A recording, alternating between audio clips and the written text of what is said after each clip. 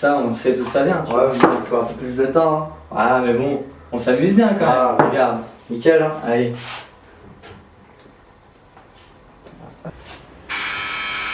J'y vais, tu continues? Ok, ça va. J'arrive. Salut. Salut! Ça va? Ça va et toi? Ça va. On t'a apporté un petit quelque chose? Ah, c'est gentil. Salut. Salut. Allez-vous sur le canapé, j'arrive.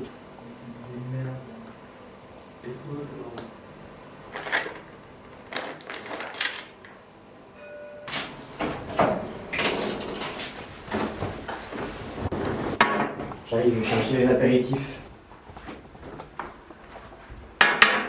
On est les verts. Hop.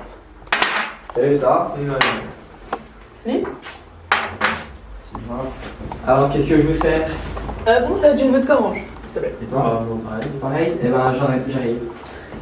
Ça vous dira? L'apéritif manque souvent de diversité dans les aliments qui sont proposés, avec des aliments qui sont typiquement gras et salés. Donc l'idée c'est de pouvoir contrebalancer cet apport en aliments gras et salés en proposant d'autres sources d'aliments comme des petits dés de jambon ou des dés de comté qui sont sources de protéines et en amenant également des légumes avec des tomates cerises, des petits bâtonnets de carottes ou de concombres qu'on peut agrémenter avec une petite sauce un peu relevée à les fines herbes.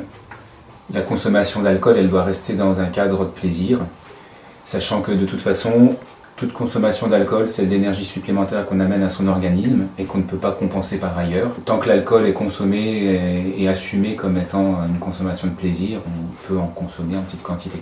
Vous comptez y aller à la soirée bleue ce soir? Ouais, pourquoi Ah pas? ouais, carrément! Ouais, ça pourrait être pas mal, je pense. Hein. Ouais. Non, mais il y en a qui se déchirent et tout, ça va être trop cool. Ouais, on va trop bien s'amuser. Ouais. Peut-être de la meuf, hein. Ah ouais! Mais putain, qui Carrément. va chercher. Ouais, on va se mettre sous la table, je pense, hein. Ouais. L'avantage d'une pizza maison telle qu'on peut l'avoir ici, c'est qu'on a pu choisir les ingrédients qu'on a mis sur cette pizza. Et notamment, on peut avoir un apport en protéines qui soit suffisant, ce qui est souvent défaillant dans les pizzas que l'on peut acheter, qu'elles soient surgelées ou fraîches.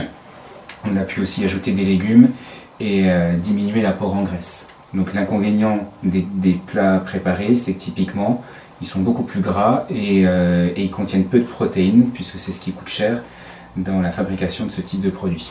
Et puis dernier avantage d'une pizza maison, c'est qu'on a pris plaisir à la fabriquer et qu'on prendra plus de plaisir à la déguster derrière. On a vraiment pu la personnaliser en fonction de ce qu'on a envie et faire un plat beaucoup plus qualitatif, gustativement et nutritionnellement.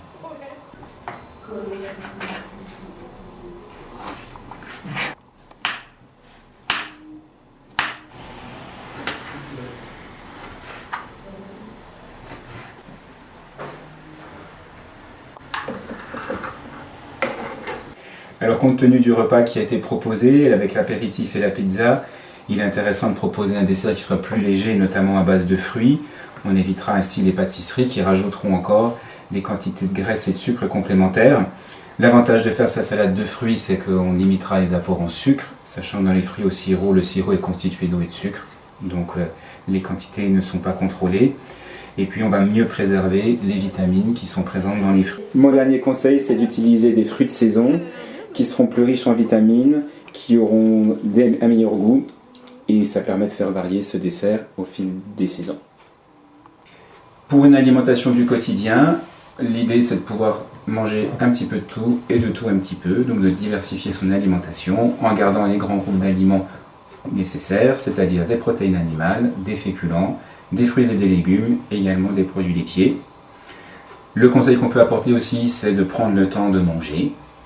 Un repas, ça doit se prendre à table, dans une atmosphère sympathique, pour pouvoir gérer correctement les quantités d'aliments que l'on va consommer. Et encore une fois, prendre du plaisir à partager un repas avec ses amis.